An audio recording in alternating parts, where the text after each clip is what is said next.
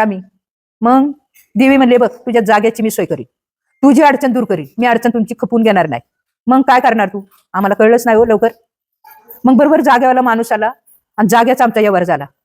1000 रुपयात जागेचा व्यवहार झाला. एक डायरी त्या जागेवाल्याकडे, एक डायरी माझ्याकडे.